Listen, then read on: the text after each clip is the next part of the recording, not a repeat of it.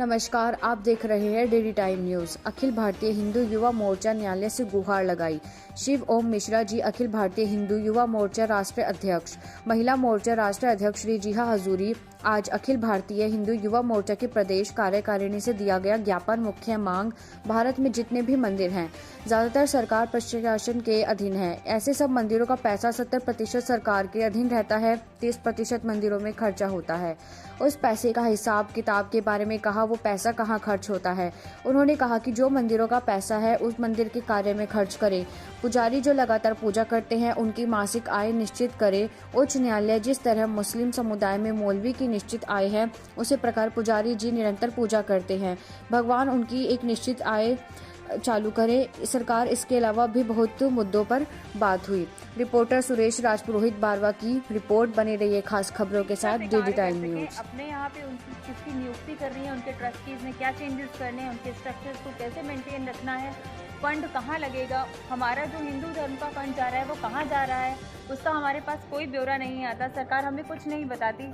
हमारे मंदिर सबसे ज़्यादा रिचेस्ट हैं आज की डेट में, अगर हम निकाल के देखें, जिसमें कि आप ये देख रहे हैं कि इस प्रकार से हमने एक डॉक्यूमेंट भी प्रिपेयर किया है मंदिर अधिग्रहण का। इसके अंदर 4 लाख से अधिक मंदिर हैं जो कि सरकार के अधिग्रहण में हैं, और हम उनसे मांग करते हैं कि हमारे मंदिर को मुक्त किया जाए, इसका मुक्तिकरण किया जाए और हिंदुओं के पैसे को हिंदुओं के लिए ही यूज़ किया जाए, या फिर जहाँ यूज़ हो रहे हैं उसको हमें दिखाया जाए, हमें बताया जाए। हमें पूर्णतः अधिकार है ये जानने का कि हमारा पैसा कहाँ खर्च किया जाए। तो आपकी मांग किसकी है? स्टेट गवर्नमेंट से है कि सेंट्रल गवर्नमेंट? देखिए, इसमें सेंट्रल गवर्नमेंट के भी एक्ट बने हुए हैं, ठीक है। ये हमारी मांग तो एक्चुअली अगर आप बात करें तो हमारी मांग ये न्यायालय से है, किसी सरकार से नहीं, क्योंकि सरकार आती जाती रहेगी। ये एक विधि का बनाया हुआ प्रावधान है, उसको ही बदलना पड़ेगा। जब सरकार आएगी तो वो कानून के मुताबिक कार्य करती है। तो सरकार से नहीं, हम ये न्याय व्यवस्था से मांगते हैं कि न्याय व्यवस्था हमें समानता का अधिकार दे, क्योंकि जब समानता का अधिकार ही नहीं है तो न्याय कैसे? इससे पहले भी आप लोगों ने इस तरीके से न्यायालय में जाके अदालत में जाके बातें करने की। इससे पहले राम मंदिर का मुहिम जब चल रहा था तब भी हमने बहुत समर्थन किया था उस विशेष कार्य के लिए, और प्रभु कृपा से हम विजयी हुए इस विषय पे।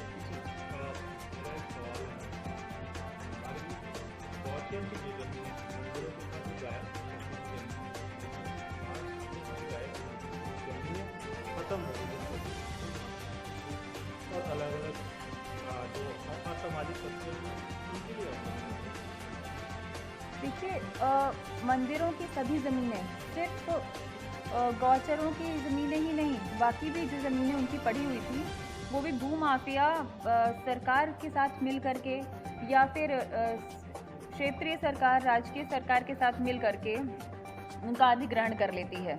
और क्योंकि ट्रस्टीज़ के पास में ज़्यादा पावर है नहीं, सरकार जो है स्टेट गवर्नमेंट हो गई या फिर नेशनल गवर्नमेंट हो गई, सारी की सारी पावर हमसे उन्होंने ले रखी है, ट्रस्टीज़ से उन्होंने ले रखी है। सो ट्रस्टीज़ आर हेल्पलेस, हम कुछ नहीं कर पाते। हमारे जैसे कि अभी ज्वाला जी मंदिर में मेरे पास आज सुबह ही आया ये संज्ञान में मैटर कि जिसके अंदर एक ज़मीन उनके ट्रस्ट की, वहाँ के भूमाफिया ने वहाँ की गवर्नमेंट के साथ मिल करके, प्रशासन के साथ मिल करके उसको अधिकृत कर लिया, किंतु ट्रस्टीज़ की आवाज़ उठाने के बाद में भी वहाँ कोई सुनने को राज़ी नहीं है। तो इस प्रकार से, क्योंकि पारदर्शिता नहीं है, पारदर्शिता आवश्यक है। हमें जानना है कि हमारा पैसे कहाँ जा रहे हैं, हमारी मंदिरों की सारी अधिकृत चीज़ें कहाँ जा रही हैं, हमारे मंदिरों के पास इतना गोल्ड, इतना जो वैल्यूएबल है वो कहाँ यूज़ हो रहा है, मंदिर का ट्रस्ट कहाँ पे कैसे काम कर रहा है। मंदिर कई सारे हॉस्पिटल्स भी चलाते हैं, आपको मालूम होगा कि अन्न कोष भी चलता है हर मंदिर में। तो इस प्रकार की चीज़ें जो हम कर पाते हैं वो हमारे कम फंड्स होने की वजह से मंदिर के ट्रस्टी उसको नहीं कर पाते। उसके अंदर नियुक्ति भी बाहर से की जा रही है, उन नियुक्तियों को भी रोकना है, क्योंकि जो वंशानुगत पुजारी हैं वो क्या करेंगे अगर आप उनको काम नहीं करने देंगे वहाँ पे। तो ये बहुत सारी चीज़ें हैं, इसको बदलने के लिए हम मांग करते हैं न्यायालय से, सरकार से, भारत की सरकार से।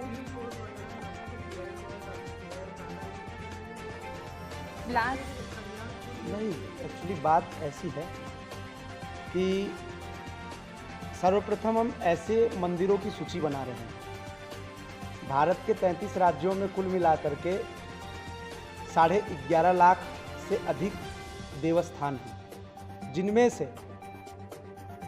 राज्य सरकारों ने अपने अपने अध्यादेश, अपने अपने कानून बना करके, जैसे कि 1951 में पहला कानून मंदिर अधिग्रहण का बना, जिसके तहत ऐसे मंदिर कि जिनके पास अत्यधिक धन आ रहा है, दान अधिक आ रहा है, उन मंदिरों को राज्य सरकारों ने अधिग्रहित करने का पूरा एक ब्लूप्रिंट बनाया, जिसके तहत उत्तर प्रदेश, मध्य प्रदेश, बिहार, राजस्थान या साउथ दक्षिण भारत के 4.5 लाख मंदिरों को अधिग्रहित किया गया। और बात यहाँ तक ही नहीं खत्म होती। एक साथी बंधु ने अभी एक सवाल किया था कि गौचर भूमि की बात की। गौचर भूमि का जो कानून है, यह तो आप अपने डिस्ट्रिक्ट मजिस्ट्रेट जो डीएम होते हैं उनसे भी शिकायत कर सकते हैं, क्योंकि केंद्र सरकार और राज्य